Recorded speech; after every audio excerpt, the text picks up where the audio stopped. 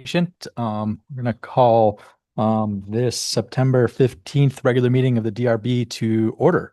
We'll start with the introduction of our board members. I'm Rob Goodwin, the chair. We have Joe Kiernan, board member, and Meredith Crandall, staff. Online, we have Brian Jones. Here. And Alex. And Alex Hellas. Great, thank you. Just note that we have with 4 members, so any votes tonight will have to be unanimous for 4 votes. But we can certainly continue with the meeting as we do have a quorum. Meredith, would you like to do the remote meeting procedures? Yeah.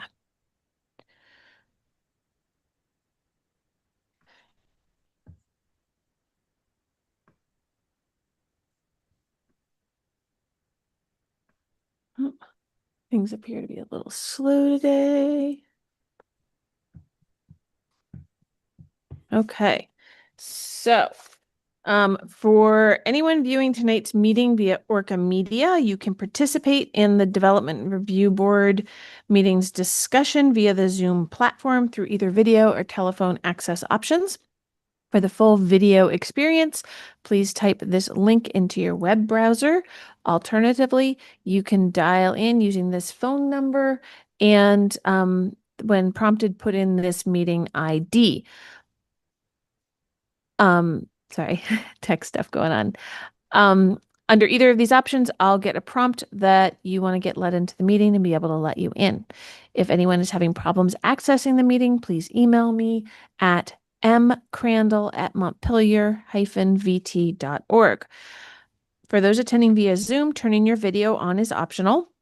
We do ask that you keep your microphone on mute when you're not speaking. This will reduce background noise. And if you do wish to speak on an item on the agenda, please raise your hand. And when the chair has called on you, then please make sure to provide your full name and address for the record. The Zoom chat function should only be used for troubleshooting or logistics questions. If you have a question or comment about the item on the agenda, do make sure you raise your hand. And you can do this either physically if your video is on or by using the raise hand button on your toolbar.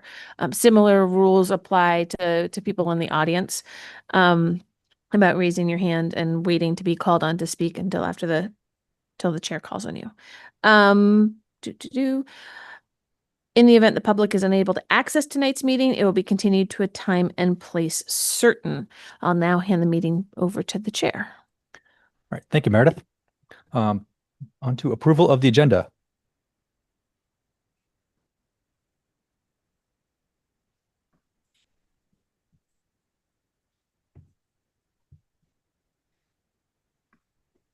Motion to approve. I'll second. Motion by Joe, second by Alex. All those in favor say aye. Aye. We have an agenda. All right. We have to actually hear Brian.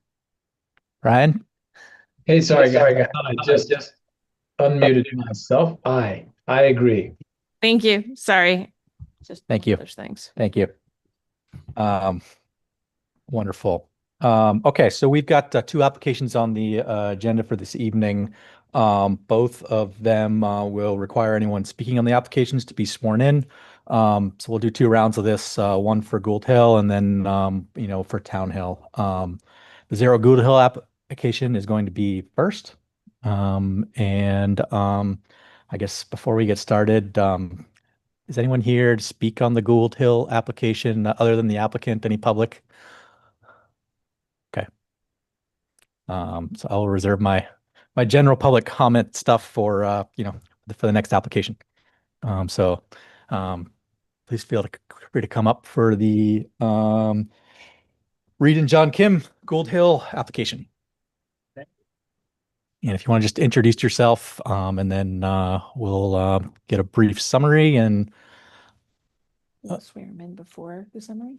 I was going to do your part first. Whichever. Yep. So I'm George McCain with McCain Consulting Engineer for the applicant. Wonderful. We'll swear you in first. Would you please raise your right hand to be sworn in as a witness? Do Do you solemnly swear or affirm that the testimony you are about to give is the truth, the whole truth, nothing but the truth under the pains and penalties of perjury? I do. Thank you, George.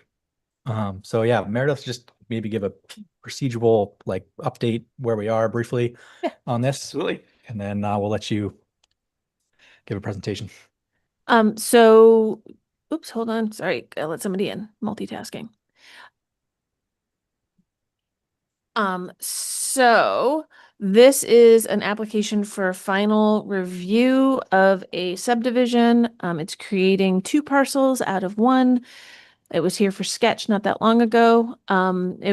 It is coming back before the board, even though it's just a 2 parcel subdivision, and under many circumstances now, it would be a administrative minor subdivision, except that it has some natural resources protected areas, like a little bit of it on a corner. And so that means that it still has to go before the board. There really aren't any changes. There are a few little tweaks and some fleshing out of the application. But there were no real controversies on this one. Great, thank you. Yes, give us update where you're at. Sure. I think not much has changed from the sketch plan application. Still same as Meredith said, 2-lot subdivision just for proposed residential use. We did go through and met with the Conservation Commission, so they didn't have any real substantive changes for us to make to the plan. So nothing has changed there, but we did get their input. There was comment on location of a power line during the sketch plan hearing. So we went out and mapped in the location of a couple power poles running down Gould Hill and a proposed route for underground power to serve the future residents on the new lot that's being created. So that's been updated on the site plans. And other than that, I think it's relatively straightforward, but I'd be happy to answer any questions board may have. You want to just share the Yeah. site plan real quick? Just point out where Site plan or the survey? Site plan, please. Okay, give me a second. C, Yep. I've got paper copies here, but it said there's C1 or, yeah, I think C1. Oh, I missed that was in. C3. The that color no? one or the?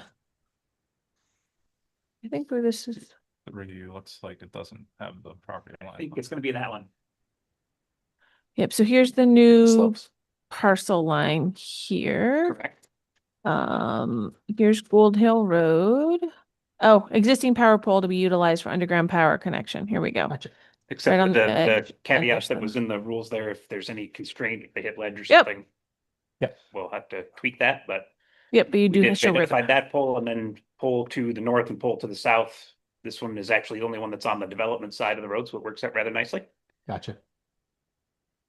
Okay.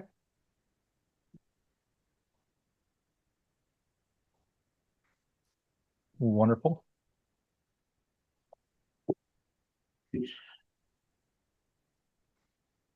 So yeah, I think the biggest thing, since this is pretty straightforward subdivision, obviously you're here, Meredith, because of the Conservation Commission review.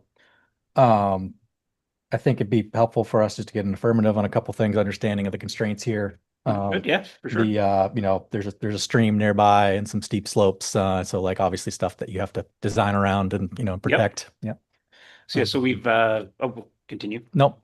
Okay, so Go yeah, ahead. we've defined that the building envelope, part of the reason it has such a kind of odd shape was to protect against both there's a class 2 and class 3 wetland that are, Yep. The class 2 is state regulated, but neither of them hit the town regulations. Sure. But that's part of why the north and south ends are funny.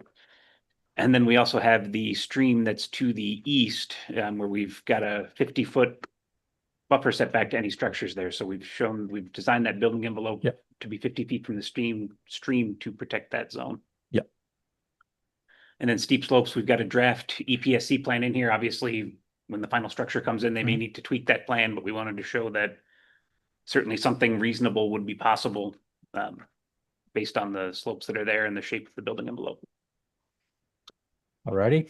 Just hit three of the points here.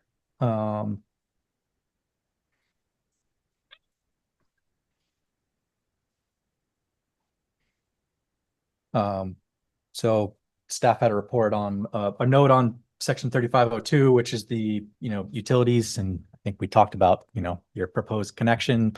And I also see that you have, proposed wastewater systems, permitted on the site plan. Yes, we've got a proposed mound-style wastewater system and an on-site drilled well. Right. So those designs are complete and we'll be submitting the permit as soon as we know we've got the blessing from you guys, so we don't need to tweak property lines or what else you may have. Wonderful. But I don't think any concerns about traffic. We went through these due to the small scale of subdivision.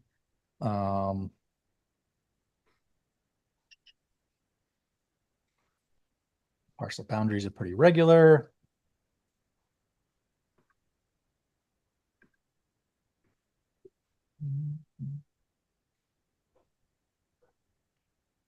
And yeah, I don't see any major issues, Meredith.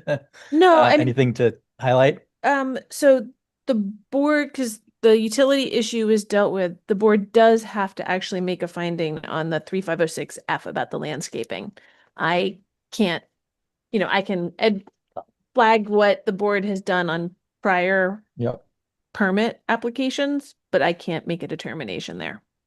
Okay. And just so you know, Alex has her hand up. Alex. Yes. Oh, there's probably a cut and paste error on page 9 where the reference is to VO Road and it should be to Gould Hill Road. Oh, And I don't know whether that matters for the record. this is just the staff report is sort of my consolidation of evidence and then sometimes a little bit of extra information about the statutes. So Right. I don't think it matters for the record, but thank you for pointing it out. Where on page? So let me find it again. I was proud Just to of make sure I finding, didn't give you some other Right in the funky middle. Right in the middle in the information. bold text, it talks about. yeah, but based on findings of fact, staff recommends including I mean, Yeah, very sorry. similar application earlier this summer, so it's a completely understandable. Yeah. Yeah, so this is not, we're not talking about stuff on Elm Street. We're talking about Gold Hill Road, not Veo Road. Right. But similar. Absolutely information. similar. Thank you, Alex. You're I welcome. appreciate the careful reading. All right. So yeah, landscaping and screening. So,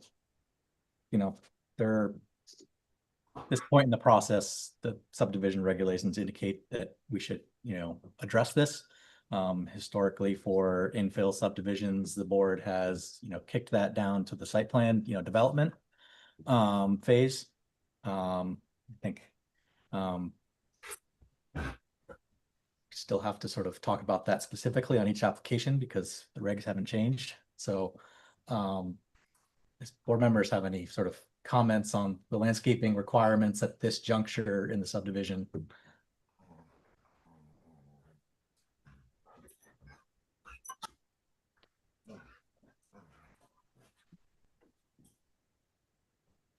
Okay, so George, I guess. I think Alex just put her hand Oh, up. Alex, yep. I have no comment, except that last meeting we talked about the fact that the zoning regs are being sort of looked over. And I wondered if we wanted to highlight this as something to let them know produces a sort of odd little wrinkle where we're asked to rule on something before we have sufficient evidence to do so. Right. I mean, it'd be absurd for us to sort of talk about landscaping now. There's no building plan. I think there will be some good natural screening based on the location of the building envelope. This is on the low side of Gould Hill, so it will be, the driveway will pitch down and come to the low side of that class 3 wetland. Yeah. A nice undisturbed vegetative buffer between the house and Gould Hill based on the orientation of the driveway coming in at the very beginning south end of the parcel and then curling up to the north. So it should have some great natural screening just based on the natural characteristics of the site. I agree. And so would keeping that buffer, would that also be sort of beneficial towards your ESPC plan or any development you would do to sort of? Yes, I mean, the less you disturb, the better it is from an EPSC standpoint. But again, they're pretty limited with the class 2 wetland to the north and that protective buffer zone. We can't get in there no matter what. Right. And on the class 3 wetland that's below the driveway, there's a maximum amount of square footage you're allowed to disturb without triggering a need for a permit through the Army Corps of Engineers. So they'll be kind of shoehorned into having to preserve some of a good portion of that natural buffer along Gould Hill. Right. I mean, I think that those are pretty, yeah, to me, those are convincing sort of site constraints that are going to maintain lots of vegetation on the site, regardless of what happens. So I think that's a valid point. So are board members okay with kicking a landscaping plan to the site plan development process or the building permit process, really, if needed? I mean, I guess it just depends if that whatever happened down that process requires it. But are we okay with not requiring to address it at this time? I find it a little in some ways a little silly doing this, is because I feel like the plan sort of as it is does preserve a significant amount of landscaping that would meet the standard, right now with the buffers. But it, depending on what you decide to do, and you never know what happens in the future. So that's the benefit of kicking down the road to the next process. Yep, and there'll be an EPSC component with that when we have to come back anyway. So there'll be, it's not like it's adding a layer of review that isn't already baked in. So Gotcha. Okay. Yeah, it seems like the logical time to address it. I just have a question. Does that need to be added into our motion, or does that comes up naturally anyway once a building permit is applied for, right?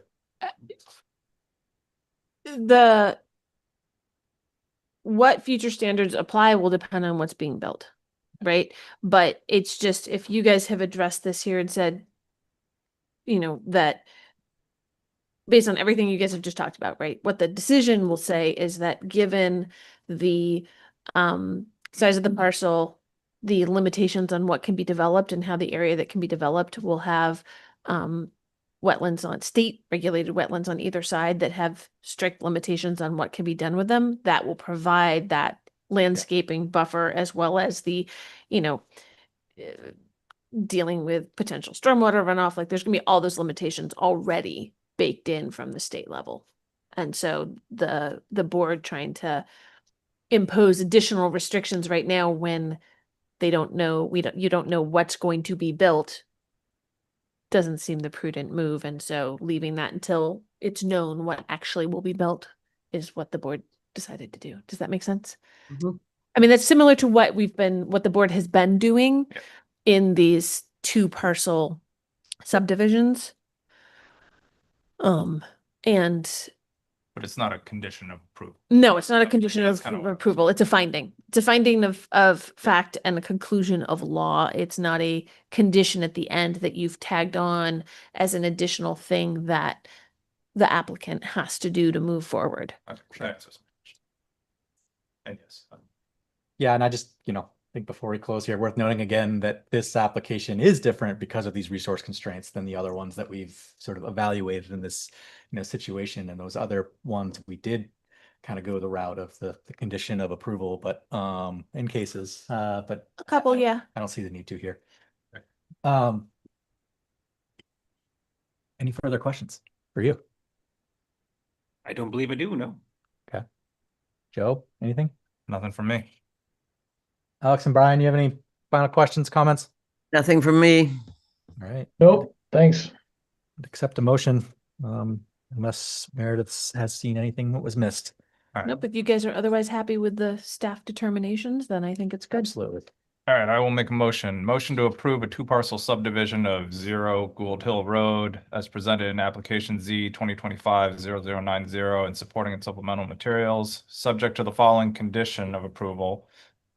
Within 180 days of this decision, applicant shall record the final survey plat as signed by the board chair in the Montpelier Land Records Office, per the procedures detailed in section 4405 of the zoning regulations, including necessary easements for shared water and wastewater systems and the location of all applicable survey rods and markers. I'll second that. All right.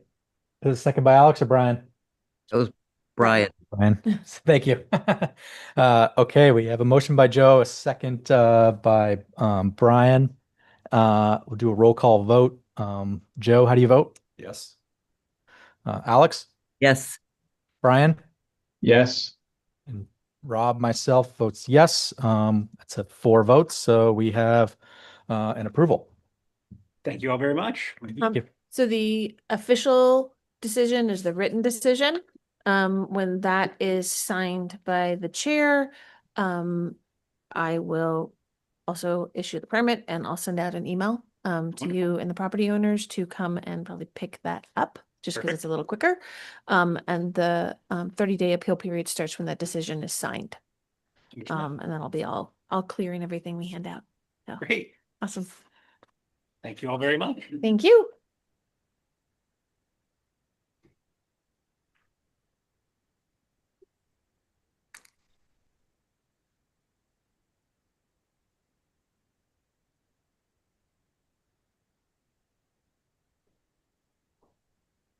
Okay, on to the Zero Town Hill. George, come on up. George. James, sorry. No worries.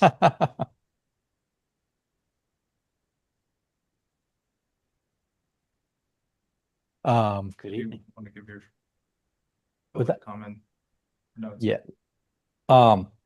So before we swear everyone in, folks, just like raise your hand if you're planning on speaking this evening. We also have a Shelby Douglas and a Steve Neff on remotely, who I'm assuming are on for the Town Hill. So just kind of want to lay out the process here before we get going. First of all, we're gonna hear a brief procedural update from Meredith, and then presentation, from the applicant. And then the board members are going to ask questions, to the applicant, or to staff. And then, after that, we will open it up to public comment. Public comment will be, one person at a time, come up to the microphone, and just, keep things, succinct and to the point so we can, keep things moving. We want to make sure everyone gets time to speak. We're not going to cut anyone off as long as it's, substantive and, really part of the conversation and part of the application. The just reminder of the role of this board is to sort of implement the zoning regulation of Montpelier.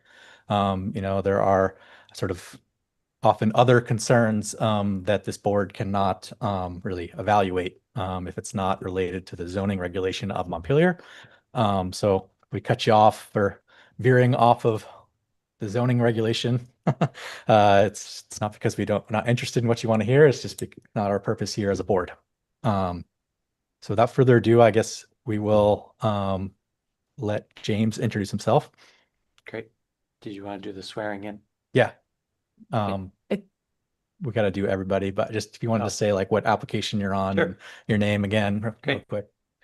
Good evening. I'm James Moore.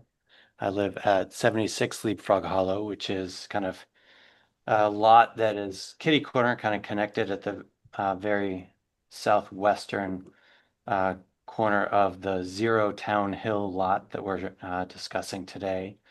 And this application is not for the any kind of building development on that lot, but rather it was focused on getting some of the utility infrastructure in, the curb cut in All right. particular. Great. So we'll swear everyone in now.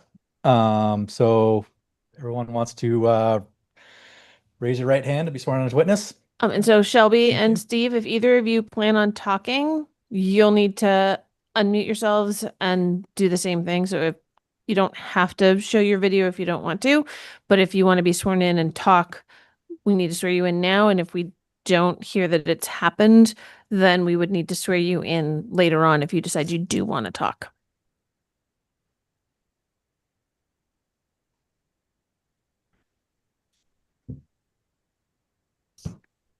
Okay.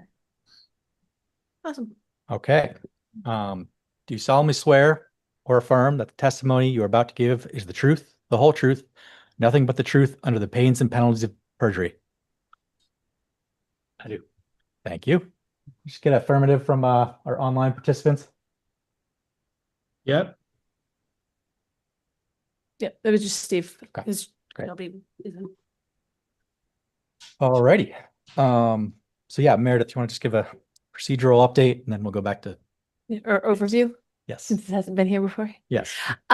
So this application is before the board because the new curb cut on this vacant piece of land that doesn't have any curb cuts is too close to existing curb cuts for me to approve.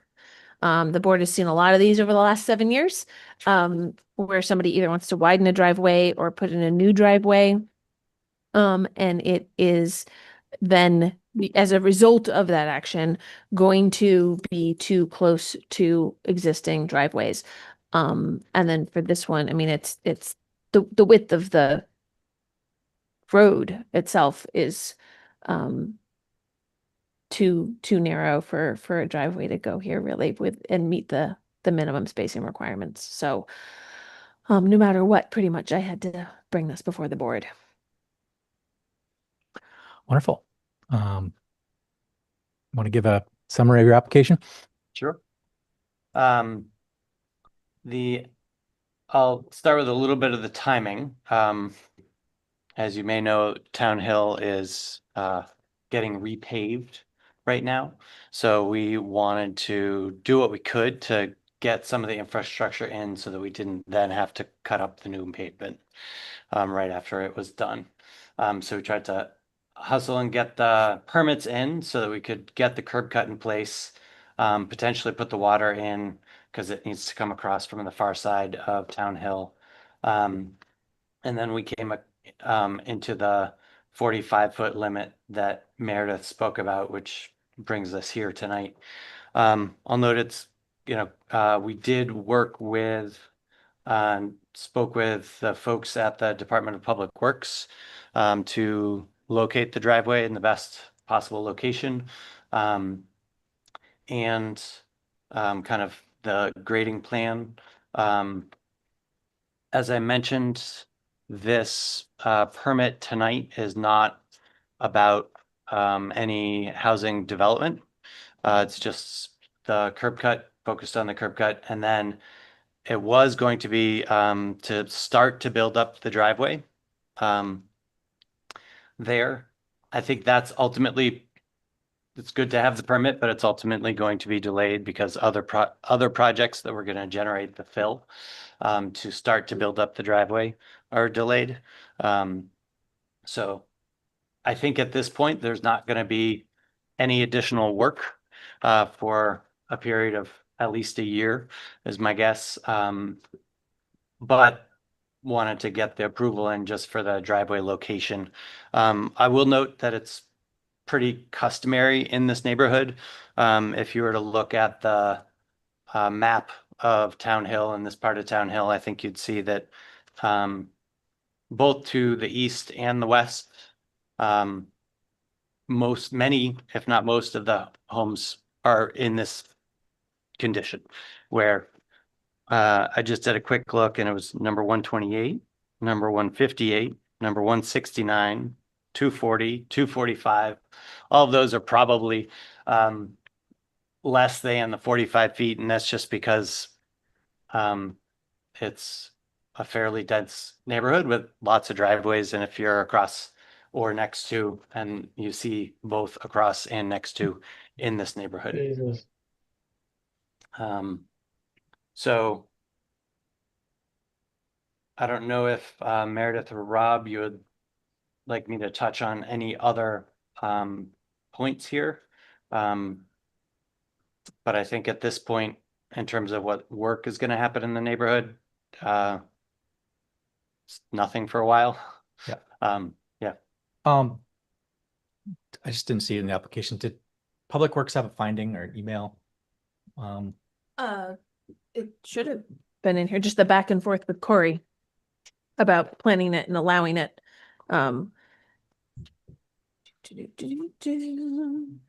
it's Charles and. Yep. So then, And yeah, Charles Whitaker is working with James, and he was going back and forth with Corey about the specifics, including about making sure that the plan shows traffic control details. Okay.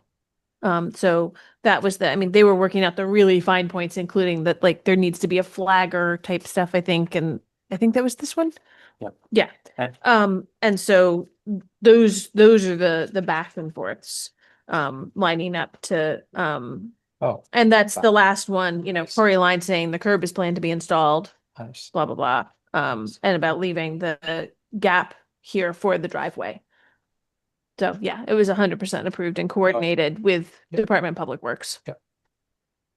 Sandwiched between two of the site plans here. Yeah, because there were updates in between. So this was in the staff added materials that were provided after the complete application came in. There were some tweaks based on further Department of Public Works comments.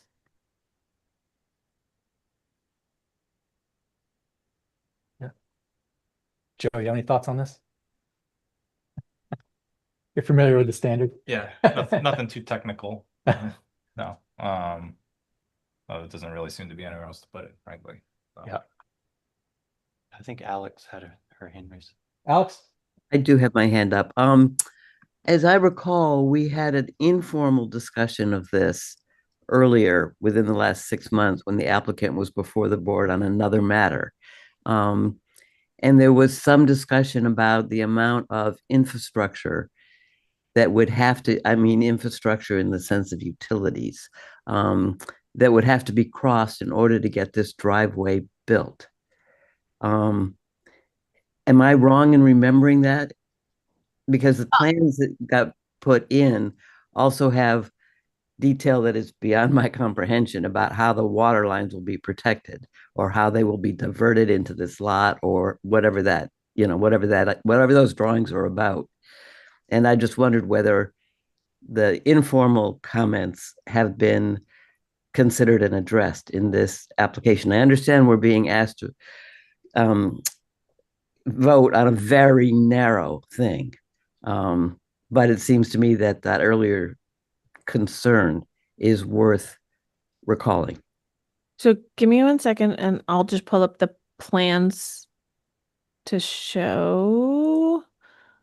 I mean, I know it's going to be kind of hard to see on the screen here for people, just because of I can always turn off the light and that helps. May I, Meredith? Yep, let me just pull it up. Yeah. Because I think you're talking about where there's like a sewer line here. Yeah, And then I don't think there's a actual water line on the property right now. There's water lines here on the road. the other side of Town Hill Road. Yes, exactly. And that's why it shows this here. Right. So go ahead. Thing change on it. the property side of Town Hill Road is the sewer line. That's That crosses the boundary. That's an existing sewer line that has a setback around it, and that will determine where any future development might be able to be sited on this lot. But we're not planning on, with this application, doing anything related to that. And the water is just basically coming to the curb stop in this application. And then sewer and water will be determined in subsequent applications depending on the housing that's proposed. Got it. So this is all anticipatory and somewhat speculative. Correct. Just wanted to be clear. Thank you. Yep. So because Alex, part of it was also if with Town Hill Road already being torn up, I get it. run the water line here now and just stop it and stub it here. I get it. Cool. I understand it's about satisfying the letter of the regulations.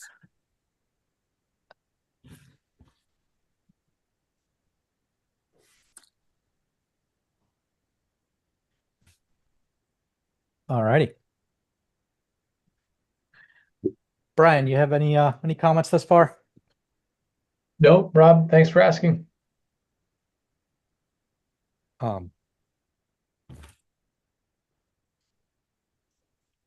So So yeah, I mean, I guess I'm noting the same thing as Joe, is that, we've got a certain amount of frontage here. We're going to build something on this lot. There's going to be a driveway. The only question is where to put it. And I think our biggest concern would be the concern of Public Works, if there was, any. That's usually who we rely on as our expert, in this. And so, I think mine and much of the board is going to sort of defer heavily to what Public Works had to say. But that being said, we definitely want to hear from the public, from your info that you have to share. So whoever first would like to speak, feel free to come up to the microphone and introduce yourself. Map up again? Sure. Okay, that'd be really helpful. Yep. Because then. Of course. I'm Joe Dorr. I live across where the sewer, where the water line would come from, on the other side of Town Hill, where the proposed driveway sort of would be shining right into our driveway, basically, a little to the left. But if you can't really see it, but if these guys know, because they're all my neighbors, so we're just not the public, we're also the neighbors of this, right? So and we love our neighbors, everyone, but the thing about this is that this part of Town Hill, so we're represented here on either side and then across the street. That's the neighbors we're talking about. And that road is so steep that it is like a river, really. It becomes a river at the drop of a hat. I mean, and the neighbors here, all of us are affected, but the ones that are affected the most are right downhill. It's a very steep hill, as you've noted. It's a steeper incline than you want to make a driveway. Well, one of the reasons for that is that if you've got that really wide opening for the driveway or the road or whatever it's going to be, that water is going to go. I mean, it shoots down that hill. I'm at the midpoint of the hill. So if I'm across the street, and if you're looking to the right, there's a big steep hill, and that's where the old Giuliani house is. Can I switch this to a Google Maps view? Would that be helpful? Well, I think this is okay. Yeah. You Okay. can see the houses, like, Okay. yeah, there's like little boxes. You can see the driveway, I think. And then since we all know our homes, so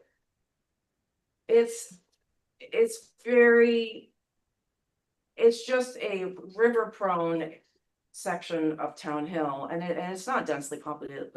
I have almost an acre. These guys have an acre. These guys have 3/4 of an acre. So this is not a densely populated section. It's actually one of the least densely populated sections in the town. And so I know we need housing. I agree that there could be something there, but I just don't think this is the right place for the driveway. I think if the driveway came off of Leapfrog Hollow, which is already a road, and it goes down and it's level, and I'm sure you've explored that, but I guess that's my piece, is that I think this is, first of all, I don't think it would be good for the water and for the neighbors. I think they'll get flooded, but secondly, you have to have engineers.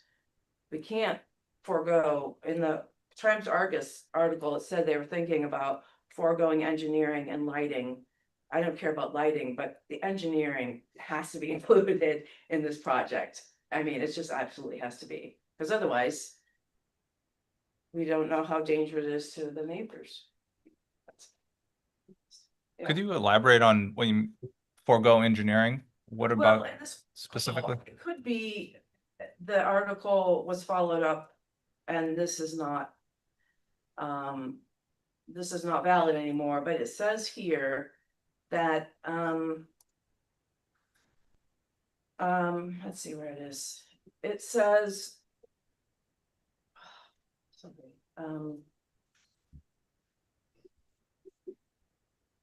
So it's proposed zoning changes. It would be Vermont's, let's see. Okay, so it says that you and another person named Peter Kelman were among those who lobbied for changes to the regulations while the commission was wrapping up its work on the municipal plan, and both said Monday the proposed revisions were a solid first step. While the commission spent most of the time discussing easing what some described as overly onerous regulations with respect to steep slopes, other approved changes would reduce and in some cases eliminate required approval from the Development Review Board and changing the triggers for needing to retain everything from engineers to landscape architects. I don't know if that's true. That's what the article says. If that's true, I think that's wrong. I think engineers and landscape architects and I mean, the regulations are in place for a reason and I understand it is onerous. And so I would be frustrated if I were you too, but those are the laws, those are the rules. I think we should retain them. And Just provide one clarification Yeah. that there's a number of administrative actions that happen on permits that require engineering and require consultation from the city's, own engineers that don't come before the Development Review Board. This board is just, for a specific subset of applications that meet certain, criteria. But just because it doesn't come here doesn't mean there's not, a consultant required and, standards to put forward a plan from a professional if so needed. so subdivisions come before you, but other things don't. Pretty much. It is a changing thing with the planning commission, and Yeah. those are matters of sort of policy that decide what's in the regulations, and there's a public process associated with the planning commission itself, and those meetings are are posted on the city's website. You want me to? So it's divided, yeah. So anyway, I mean.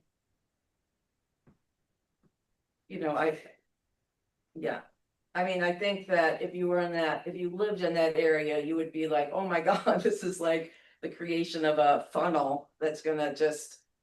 The road is so steep right there and the water, even in big rainstorms, is like a river. I mean, literally, I've got video of it. I've sent to. Now, James, you have retained an engineer for this project. I have, all of this work was done with Grenier Engineering. And so they took a look at the stormwater, and had that in mind, and also looked at the slopes and had that in mind. And it was, the driveway, I know I'm supposed to speak to you, even though they're my neighbors.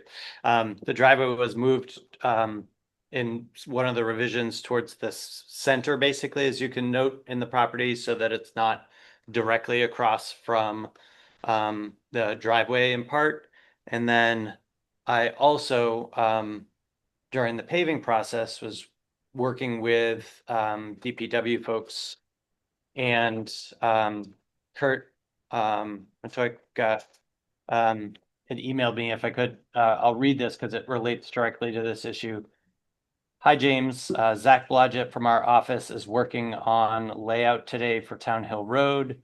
We attempted to pitch the road away from this property as there's no drainage structures in the area.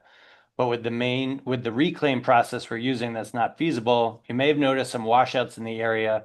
To correct this, we would like to install a drain structure uphill from the proposed driveway to drain onto our land. And Your land. this parcel, Oh, that Which parcel. I own. Okay, got it. are you open to this approach?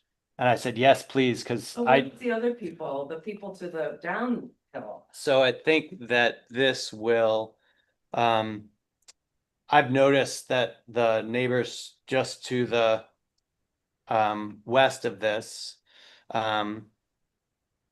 experience some of, You Yeah, yours, yeah. I'm supposed to speak to them. Yeah, Oh, yeah, yeah. and just Yeah. keep your comments to the So- chair here. The neighbors just to the west, they've had stuff in their driveway in the past, and I've noticed them having to deal with that. Frog Hollow has had multiple occasions where there's water coming down and we have to deal with that. Frog Hollow is kind of basically the next road to the west, again.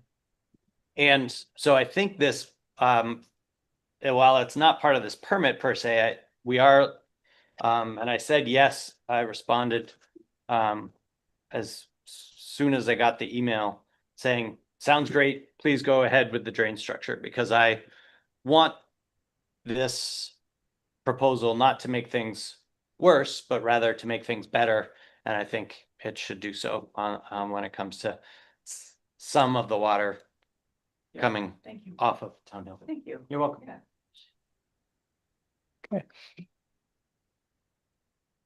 Come on up. James, if you could send me that email that you Yeah. read into the record so that I can actually have a copy of it to You put got in the file, that would be great. Hi, my name's Robert Pesci, part owner of 169 Town Hill Road. We bought our house in February of 2023. When we were purchasing the house, we were told that the seller sold off the lot behind us to our neighbor behind us because he didn't want anything built on the property. So we bought the house thinking nothing was going to be built, but we have a 10-foot buffer from or a 10-foot right of way that was given to us from the seller. And I don't see that on that map. It's off of our porch. We're supposed to have, I think it's 10 feet that we're supposed to have to be able to drive vehicles up around our house anytime we need it. And that's in all of our real estate papers. We've had our house flood, the yard flood 3 times, our basement flooded 1 time on the big storm that flooded downtown. And we had to tear we had to redo our entire first floor of our house. Our carpets had to be torn out. The whole basement had about 3/4 of an inch throughout the whole thing. We've had the water come around the back of our house, and I keep trying to, do what I can, but we met the town manager. I think it was the town manager. It came up and looked at the road with us, and I explained how the water was just coming over the curb, over the sidewalk, onto our neighbor above us property uptown hill, through the field where James had purchased, and it's hitting the side of our house. And I worry that even if a driveway was put in, unless this is something really is done differently, because the town manager said the grading, over the years of just patching asphalt, that it totally changed the way. So we just have a straight river, and cars driving up are like 8-foot waves coming into our yard. So they're trying to do this curb to protect, but they already cut the curb for where this driveway is proposed to go through.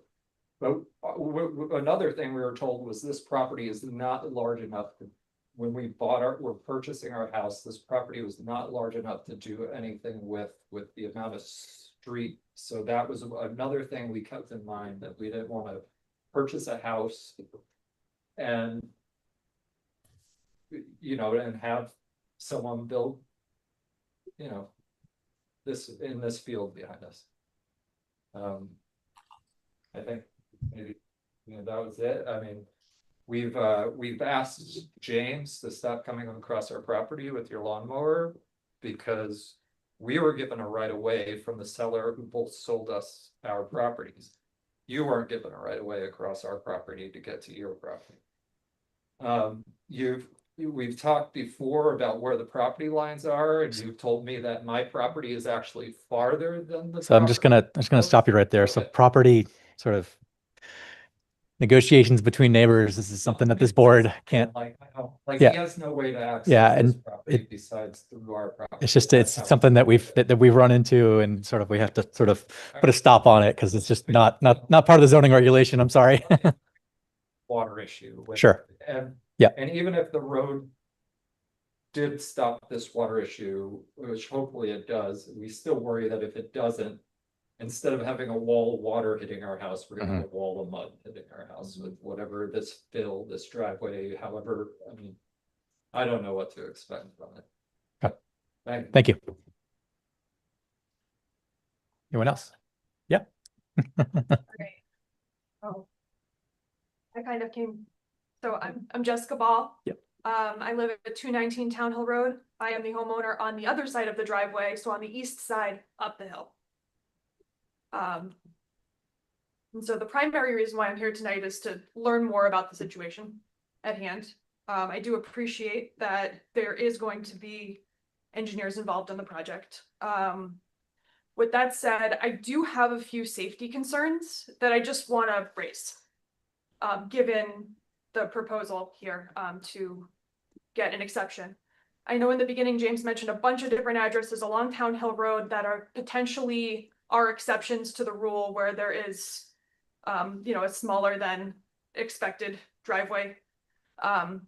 With that said, I just want to be mindful. I know there's no plan in place yet, but I want to be mindful of what might potentially be built at the end of this driveway.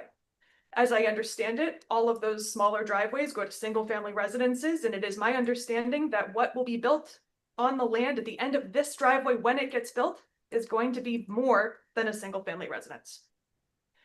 With that said, also, if we could pull up the picture of the site plan, if that's okay. Yeah, that's fine. I just didn't want to make people dizzy while I was trying to That's cool. confirm other stuff. But I can pull up this, or I can pull up other images, whatever. And thank you. Correct me if this is not relevant, but and I'll wait for you to. It's just loading. Move it over. I already did. Things are slow tonight. Oh. We're having some difficulty because this has to communicate to that computer, to then go to here, and it looks like it's frozen. Give it a minute.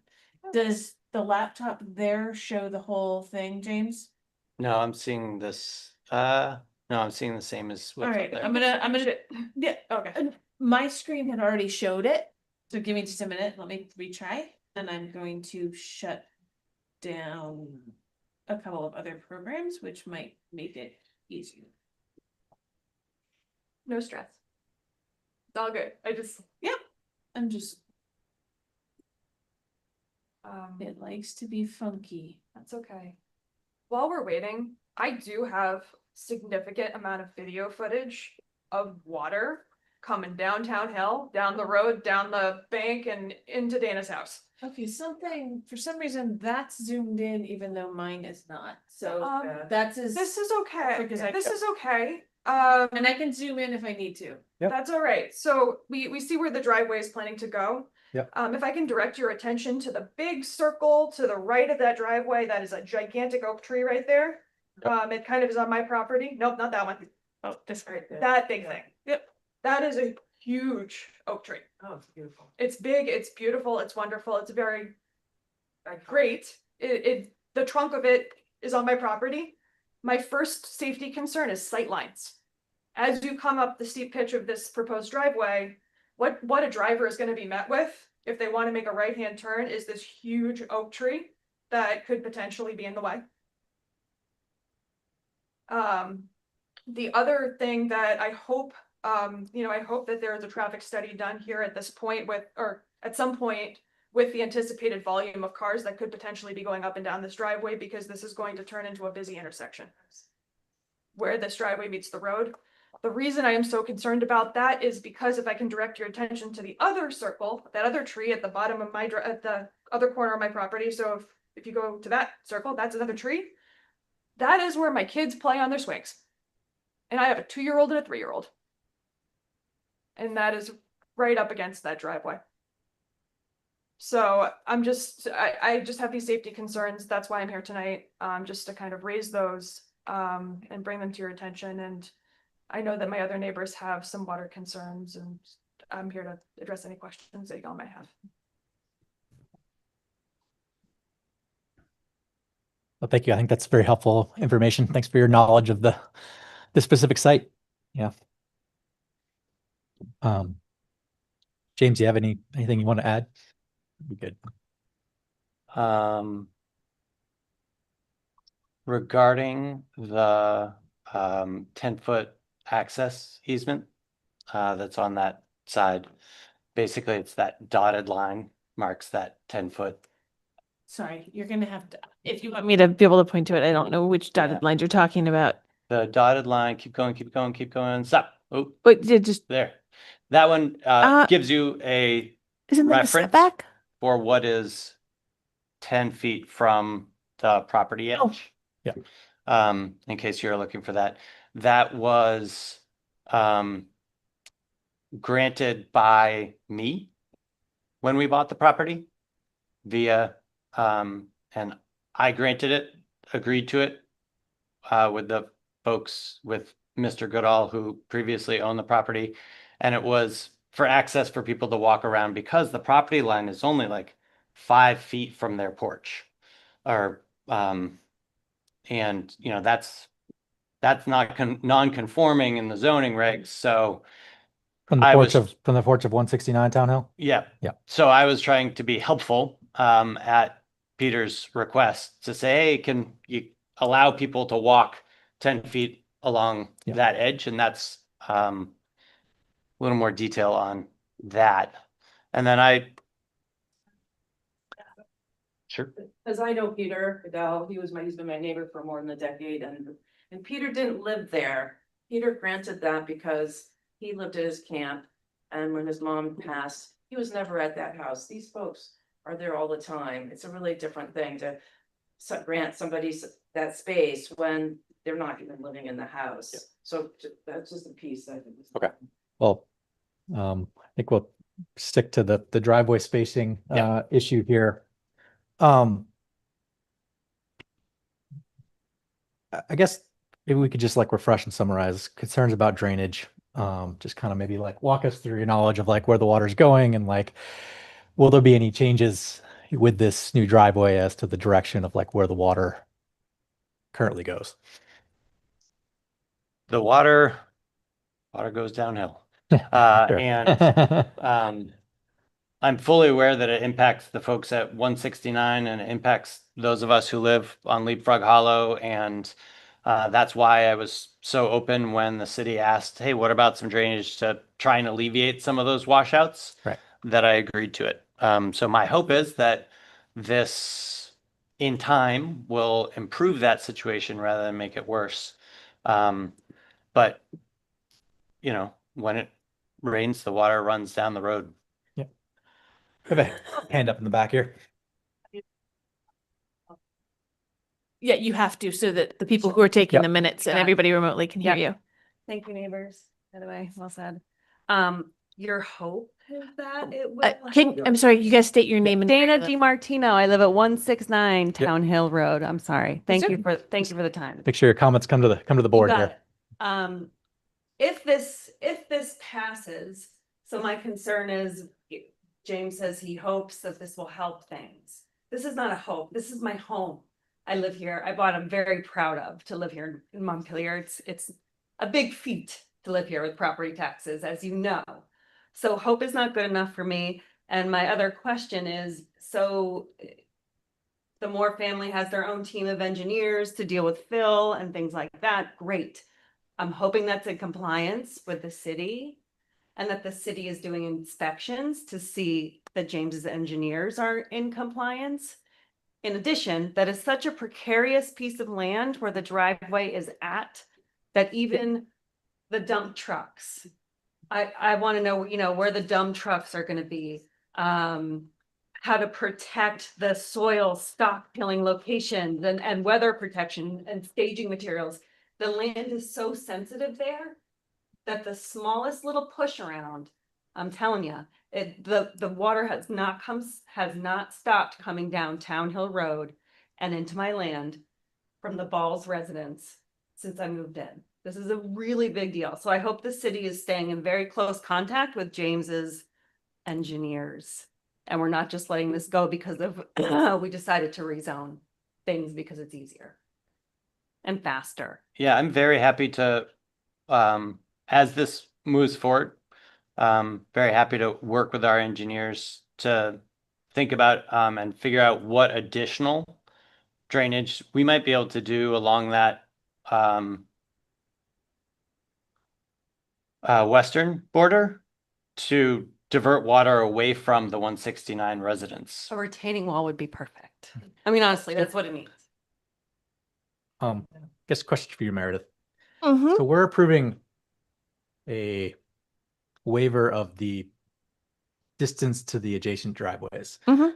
We're not necessarily approving the specific location of where this is going. So the application in total is for the location of the curb cut Yep. and for the changes in grading that are shown on the site plan.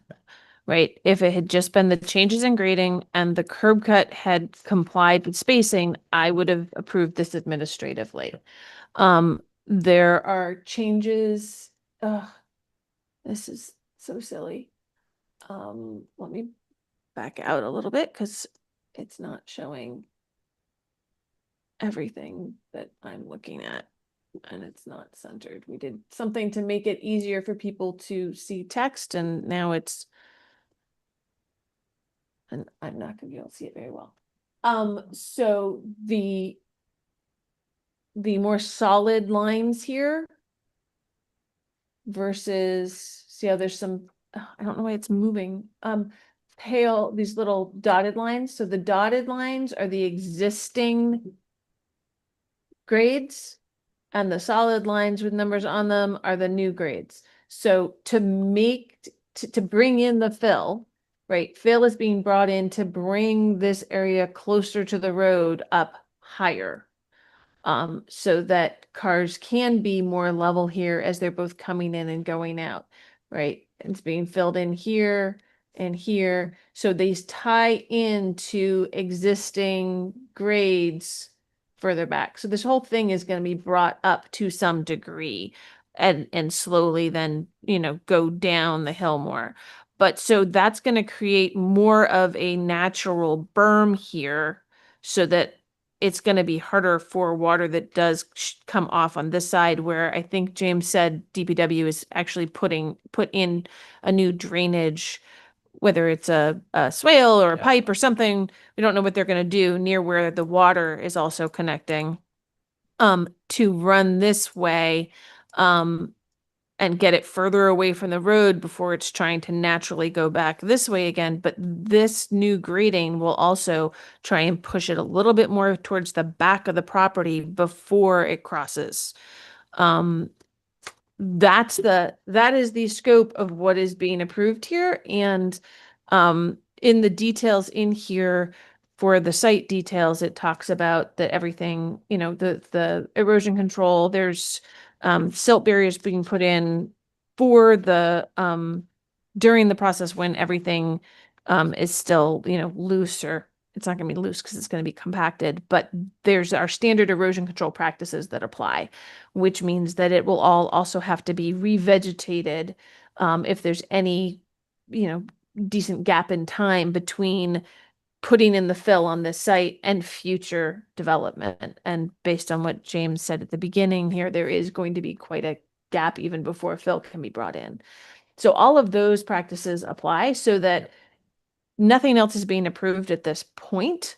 And between the erosion control practices, and James having attested in the file here to actually covering this all with conservation mix, the loose stuff that gets brought in, it is going to be different. But even if nothing else was done in the future with that higher elevation, there would be some changes to water flow. But no new impervious surface other than like a tiny bit there close to the road, probably. You know, future development will then decide if it comes back to the board or if it's just administrative. You got to be at the microphone. Sorry, I Here? Yeah. Okay? That's how you walk. So if you look at these little squares that are like the grading that's going to take place, so there's the road and then there's like a little rectangle and another one goes down, right?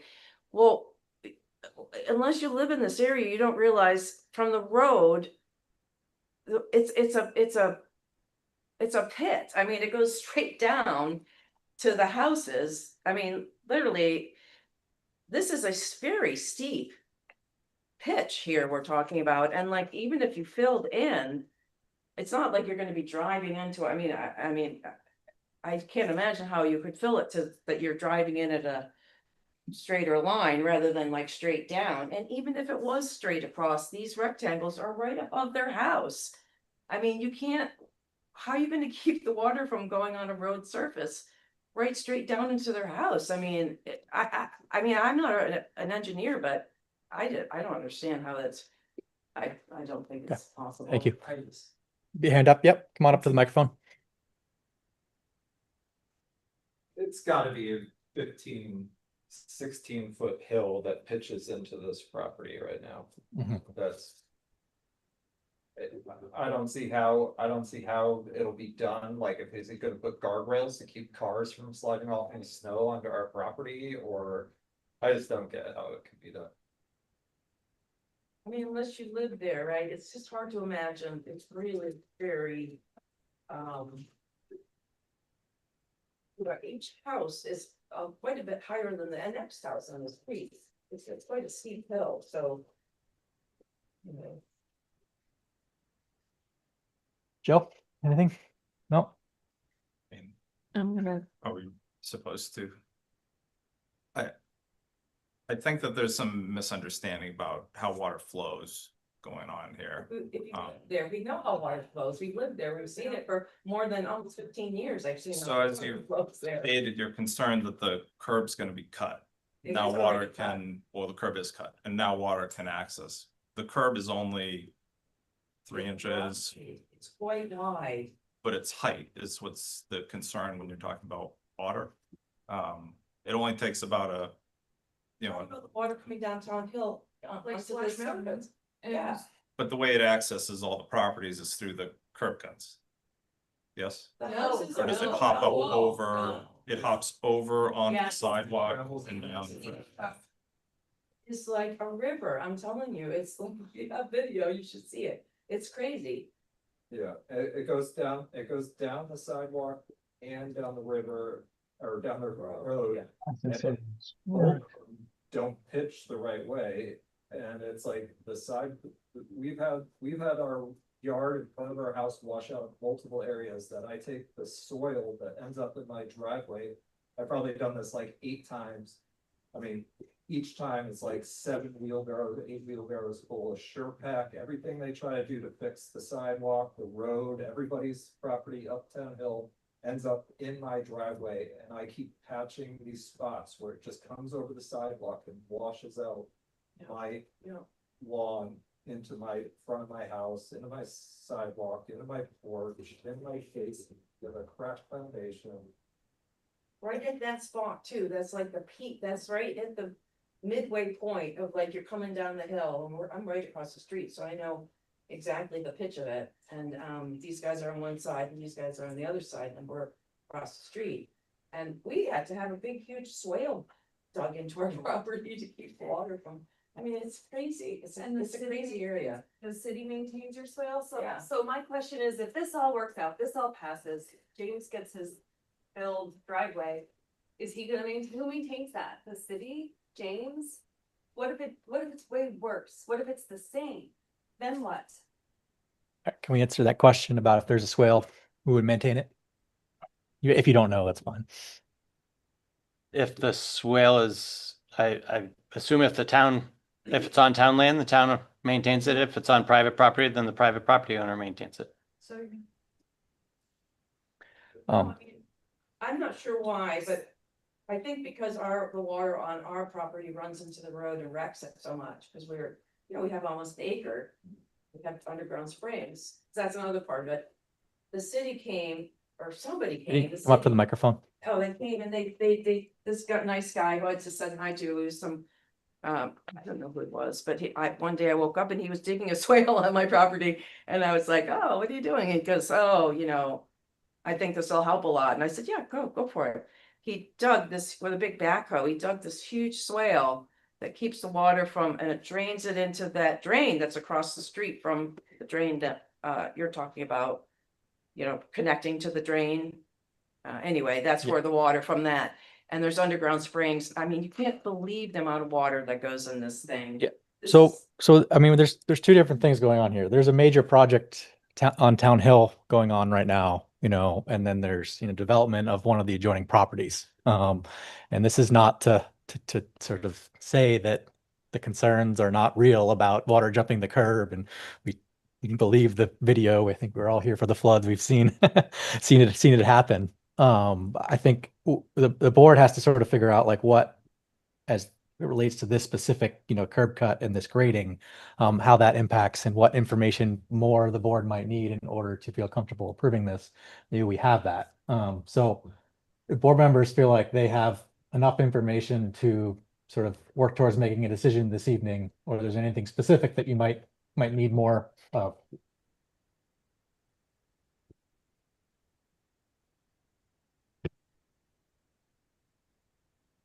Anything, Alex and Brian? Can you hear me, Rob? Yep. Okay. I think the one thought that comes to mind, and it may not be applicable, and I'm open to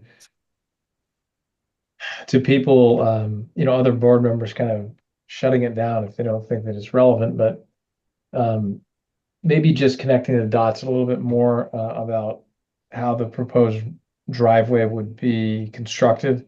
And then what I mean by that is simply for the neighbors who have brought these concerns to us, just kind of showing them clearly that the city is, that the applicant is working with the city engineers in all of the right ways, which I'm sure they are and will be, but I think that's really what folks have highlighted tonight. So I think if we can connect the dots there without committing to anything specific, we're probably headed in the right direction. Come up to the microphone, please. You know, when you're ready, Alex, just have her hand up. Okay. I'm just curious if there was a permit for the curb cutting, while they just installed the new curb that was supposed to actually keep the water in the street and traveling off to the south, like the west side, downtown hill to the right. So if you go into the culverts, I don't understand why they left the space where he plans on putting the driveway already without, because that curb was supposed to be put in to keep the water from traveling over the curb as it's traveling down the street. And that's when I met the town manager. He said, I can tell it's supposed to slope this way. There's drainage on this side of the road. We need the water running off to if you're traveling uptown hill to the left side, so it hits the culverts and travels into the brook. And if they didn't do that, where they kept that space open already that I thought we were talking about tonight, it's just going to come through. It's going to wash out the dirt sidewalk that's there now because they already ripped the asphalt up. This has happened twice since they tore the sidewalk. Meredith, you have anything? So ultimately, if the board were to deny the permit, somebody would have to go back in and fill that in, right? But it was all being paved now, and instead of the city putting in sidewalk and spending taxpayer money to put in the sidewalk to meet it, since they were there already, they didn't put that chunk in for the curb cut. So please Yep. So that was this permit has not been issued. I don't know if it will be issued. I'm not making that decision. This was a separate Department of Public Works decision. And they jumped on an action that should have been based on a permit. They're basically saying that we're going to put this driveway in before a permit. There's no. Exactly. That's exactly what it is. So. I mean, the sidewalks aren't in yet, the road's not paved yet. This was a preemptive decision by somebody before it was approved to make this happen. That does not seem right. So if it. Everything.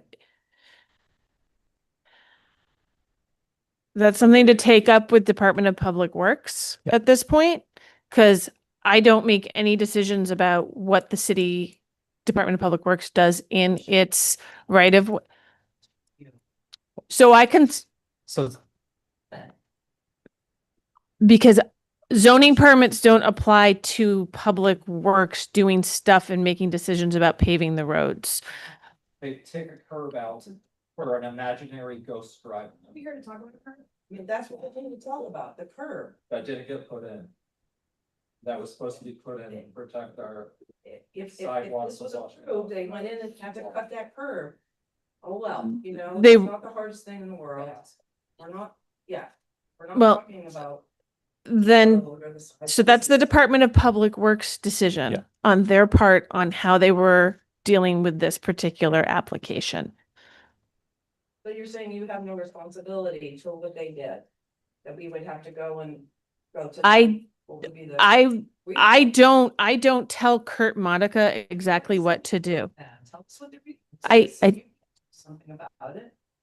Ma'am, I said to go to the Department of Public Works. I already said that. Kurt Monica is the director. So if you want to email me, I can get you his contact information, or you can look it up on the city website. I let them know that this application was going before the board. I coordinated to make sure that comments from Department of Public Works came in to go to the board. I don't make the decisions about how they coordinate their paving of city streets and redoing all of that, when that was all going to be chewed up and has been and repaved, and their process with sidewalks and everything. So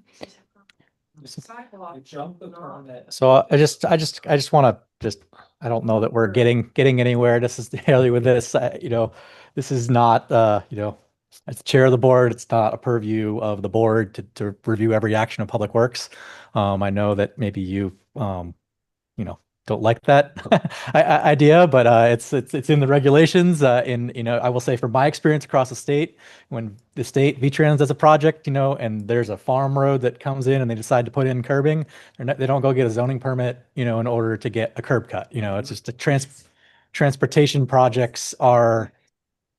So yeah, and I Well, hay field or something like this, we're talking about, there was a preemptively, they decided this was gonna go through, and they cut the curb, long before. Tonight's meeting, yeah. Long before tonight's meeting, so how can that be? It just doesn't, doesn't it seem a little weird? Thank you. This board does not review the decisions made by Public Works. It's not part of the zoning regulation. Sorry, that's all I have. Please come up. Okay, we do also have just Alex. FYI and Steve Neff on remotely. Okay. Who is it that would cut the curb if their permit was applied to cut the curb? Is that what do you call it? It's the- Department of Public Works, DPW is who would. It depends, right? And it depends on the systems. Sometimes what it is that the Department of Public Works requires that the landowners do the actual work to the city specifications. It depends on the situation. Well, it sounds like taxpayer money shouldn't have worried about opening a curb up before the permit was put in, I believe. The taxpayer money should have paid for that extra 10 feet of curb, and we're not saving anybody money by not putting the curb. That's all. I think that was somebody did not see this through. And I don't see how the Department of Public Works is allowed to just leave a section of sidewalk open. That's like me deciding if I'm putting guardrails in, and then I don't need to put a guardrail there. But there's like laws that people follow. Doesn't make sense. Thank you very much. Alex? I'll defer to Steve Neff and come back later. Steve? Yeah, can you hear me? Yep. Okay. I like everyone has said, I don't think people understand how much water is coming down that road. I moved here in 22, and a couple of the rainstorms, it was insane how much water is coming down this hill. And if you open up that spot right above 169, it just allows that water to rush right into his property. I feel bad for that and even if you put a drainage like he's talking about, that water is coming so fast, and it seemed like it was like a foot deep, like you were driving through a river. It's just going to go right over the drainage. It's going to wipe out that whole driveway he's trying to build there. I think the first big rainstorm is going to wipe the whole thing out and push mud right into 169. Personally. And then I'm confused about what's going to be built there, because it looks like from the drawings there's a septic that's going right through that property. Can you build where there's a septic line? I guess that's my question. there's an easement. They can't build right on top of it, but there's Right. available space. Okay, and it's going to be a single family house, correct? There's no permits applied for building anything there yet. But that's all that can be built there, No. according to the zoning, isn't it? That's what I was No, more than under the current zoning regulations, more can be built there than a single family home. like. What else? Well, nothing specific is being proposed with this application, and depending on what pathway and the zoning regulations at which they go will depend on what's allowed to be built there in the future. So we're just talking about building a random driveway to nothing. We're talking about building a driveway to develop the parcel and access the parcel. The actual there's a curb cut and fill that will be grassed over. Yes, there's theoretically, it looks like the plan is that that's where the driveway was going to go to access the further part of the building. That's what logically makes sense, but James could change that later. Yeah, I mean, I just want to say that even though nothing has been settled, there has been talk of, 5 units, separate, whatever kind of units, so 5 dwellings. I understand the need for housing. This driveway is going to be shining right directly into my home.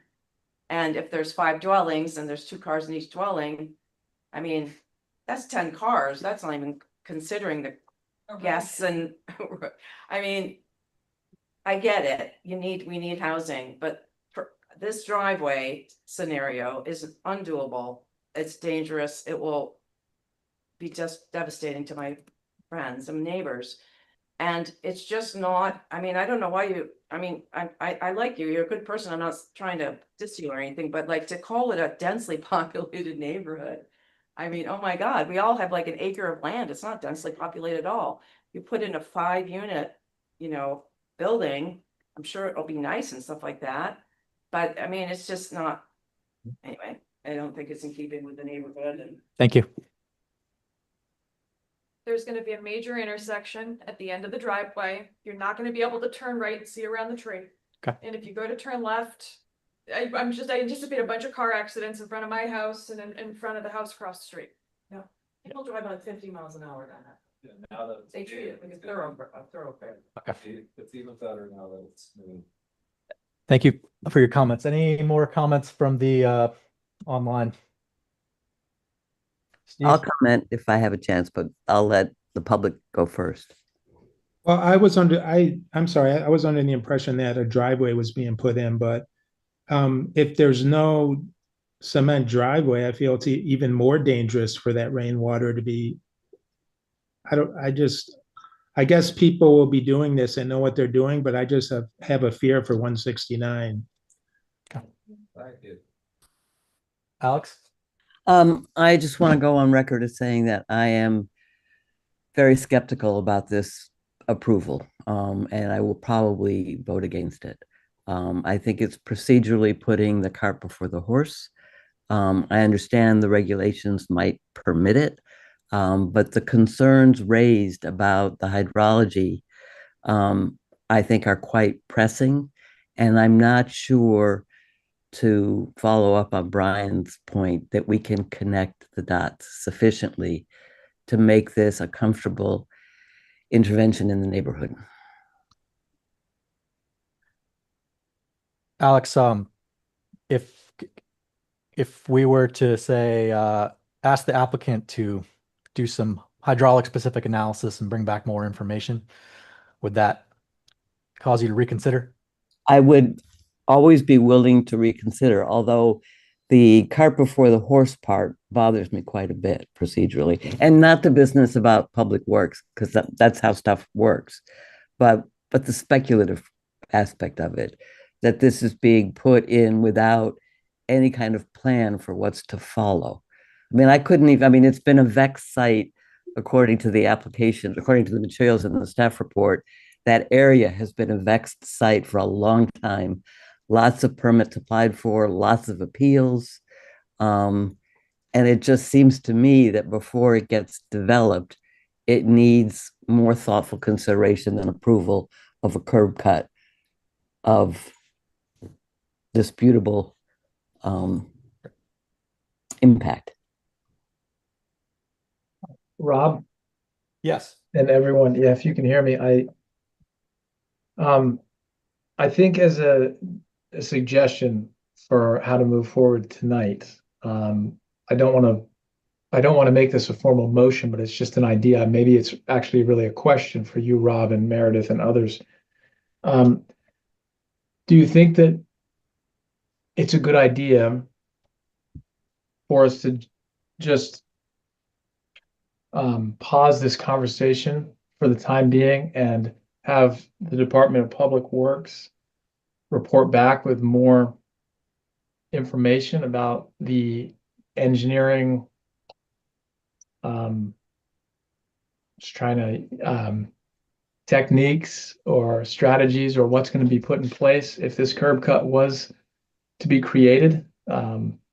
Again, keeping it open for a long amount of time. I don't really have any major concerns, but I'm trying to offer a path forwards for us so we can make a decision. And I think maybe if we had a little bit more information from the Department of Public Works, that would make our decision easier.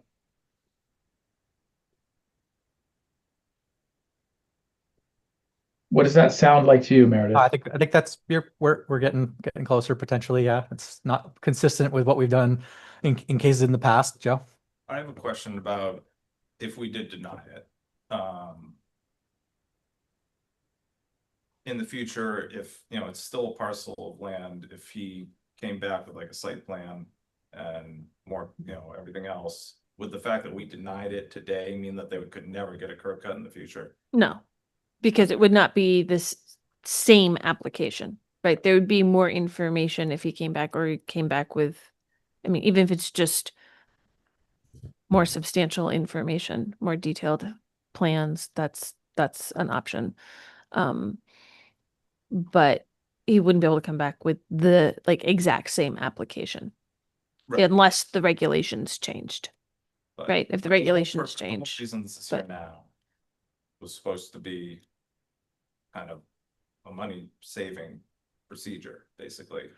I'm not going to speak to that. That's a James question. I'm just not from him though, from the town's perspective. If you're going to put in a water line one day, might as well put it in during a paving project. So that was the timing of it. Yeah, there was. Isn't all I live on this DPW. road and was saying, "Oh my gosh, if they're gonna dig up the road, better to do the work before the road is dug up," because that's Continue, please. so it was a desire to try and be less impactful to Town Hill Road.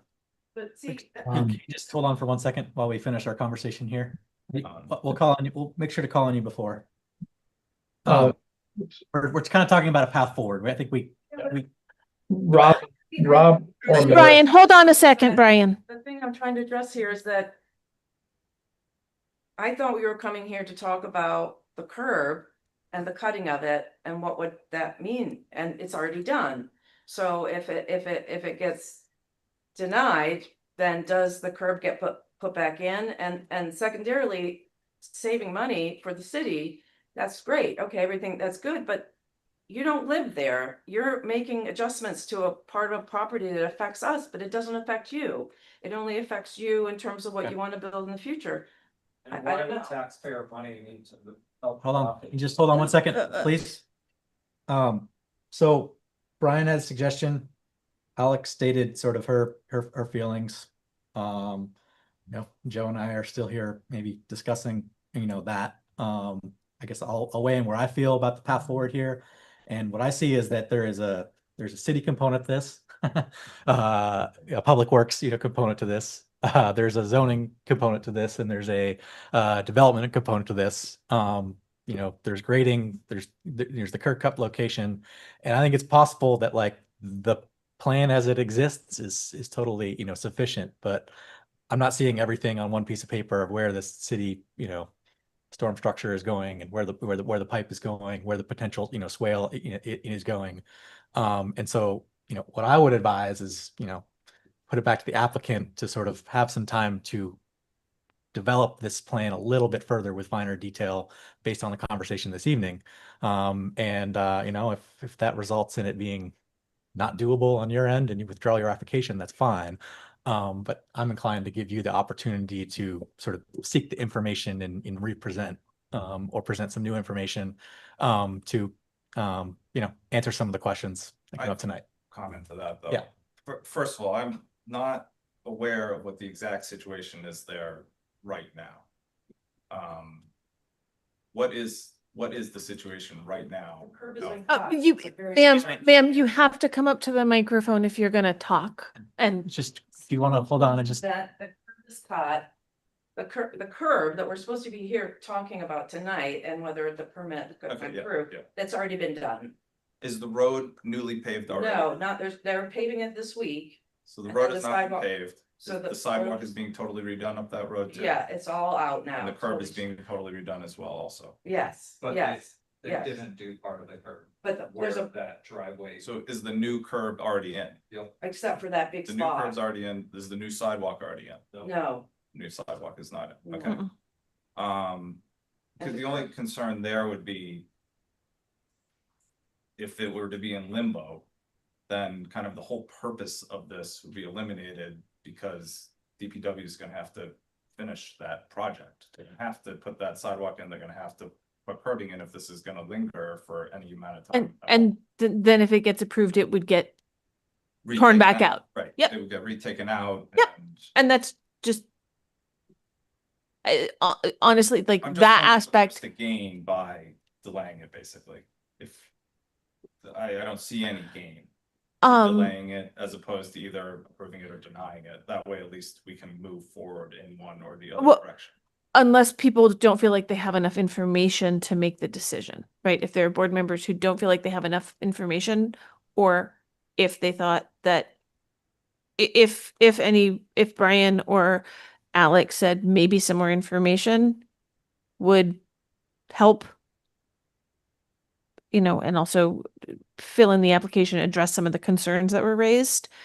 An approval, like the board's not supposed to think about what it does to DPW's process. DPW has their process. And the costs to either DPW or to the developer aren't part of the equation either, really. So if there is a request for more information, this can be continued.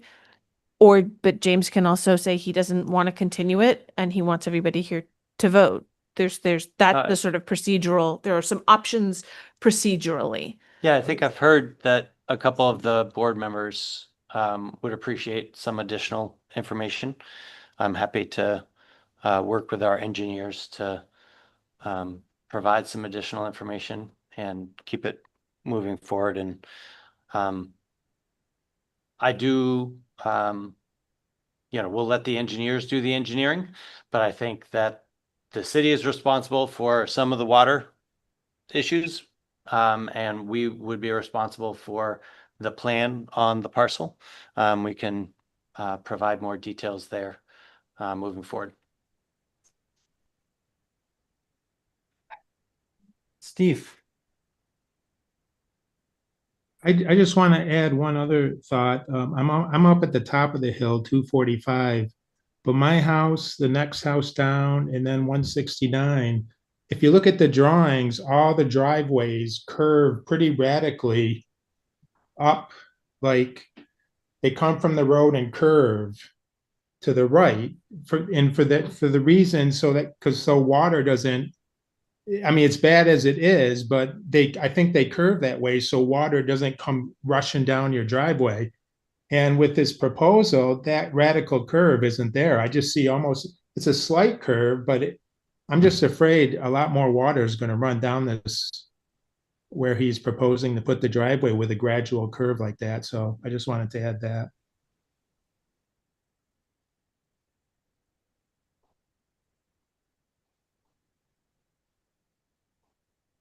Um, Rob? Brian, Yeah, very quick. Just hearing all these similar comments. In order to move forward, to get that information, maybe to connect the dots or whatever, however folks want to think about it, would it be appropriate for us to present these concerns to DPW and try to stitch together that engineering, those engineering requirements as far as how curb cuts will affect drainage on new parcels and who's responsible for that? I mean, can we just pose that to them as a question, see what they give us back to be prepared for? Okay. Yeah. All right. Propose a similar path here. My suggestion is that we continue this hearing. We allow more information to be collected. And I think that this board doesn't have the power to tell Public Works what to do, but I think I would encourage the applicant and Meredith and Public Works to determine whether there's any temporary measures needed right now to control drainage under the current configuration between now and when either the curb gets put back in because you give up, or when we approve this and appropriate final drainage measures are installed. Does that make sense? Yeah, I think that we need way more information on the development itself, the driveway, stormwater features on the parcel to know if it, if it's gonna make the situation better, right? Sure. So I do believe that this is a developable parcel. Yep. I believe that something can be proposed that will comply with all the regulations and that stormwater features can be implemented that I don't know if they'll alleviate all of the concerns of the public, but I do know that from an engineering standpoint, it's perfectly possible to do everything you can and the numbers will show that things will be better. But we don't have that information now.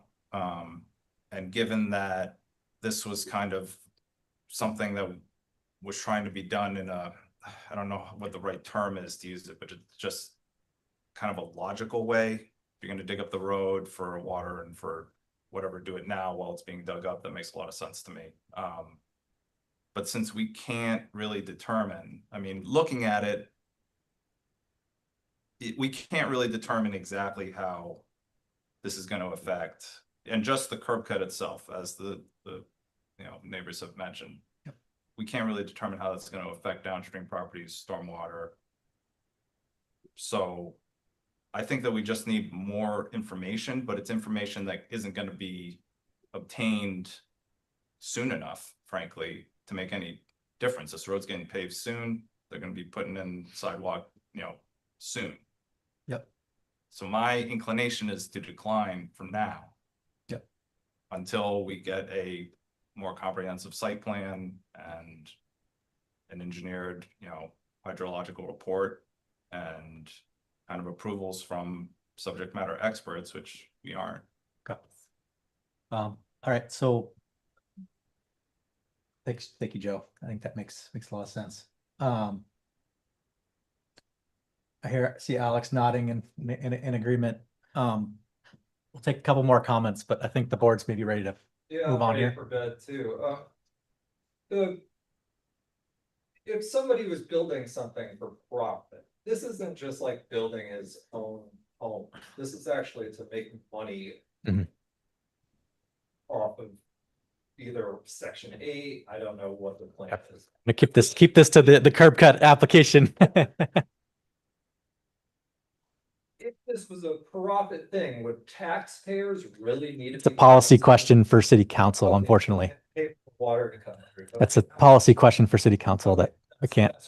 Talk about that. But we're not talking about that, like the curb, like to approve to have the water put into that property would be paid for by taxpayers, not by somebody who's developing the property. I'll pay for that.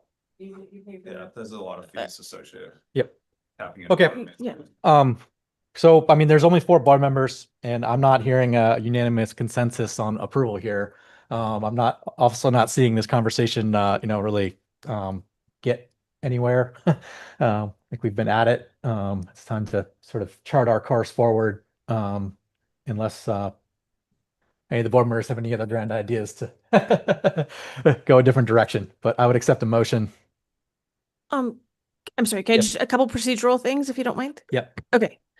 One, a reminder that motions need to be made in the affirmative. So a motion to do something. So either Yep. to continue or to approve, and then people can vote against those things. 2, if there is a motion to continue, it needs to be to a time and place certain. So it has to be to a specific scheduled meeting date, and preferably something that James agrees to. So depending on which way people decide to make motions. So if you're going to decline, you have to make the motion to approve and then say no. Correct. Motions have to be in the affirmative. Never encountered this. And then you Yeah. can vote to, Yeah. you can say no. Yep. Okay. In that case, then I'm going to make a motion to approve as written in the staff report. Motion by Joe. Do we have a second? Alex, Joe? I can't remember what happens in the absence of a second. Motion dies and then what? Then somebody has to make a new motion. We're here. If there's no, yeah, then we sit here. Okay, I'll second. Okay, we have a motion to approve the application as printed in the staff report. Which is just as is. There's no, As is, there's no conditions. So we'll do a roll call vote. Brian, how do you vote? No. Alex? No, No. Joe votes no. Chair will vote with the other 3 no. So that is our hearing for this evening. Okay, the official decision is not until it's written, but you have your answer, James. But the appeal period does not start until the decision is signed. Thanks for your time. Thanks, James. And thank you, everybody who attended.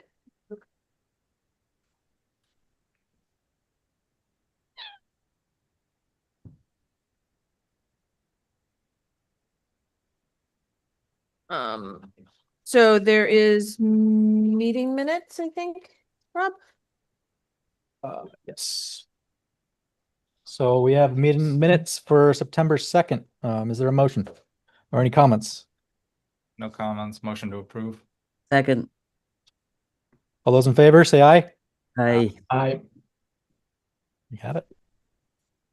I I'm heard two. assuming you voted aye. Aye. Thank you. Okay, next meeting is on, October 20th, because we have no applications for the 6th. okay. Wonderful. I do have, I think maybe I didn't post it. I will try, and for board members, I will try and update the pending applications page, with, and put the appeal that's on there, get that posted so you can review it ahead of time, because, I need to make sure that nobody has any conflicts. So that we make sure we have a quorum. We do have 2, one I know, possibly 2 applications for DRB seats that should be heard next week by city council. So we may have 2 new board members by the end of next week. Can I ask a question? What's the appeal? It's an appeal of administrative site plan approval that I issued.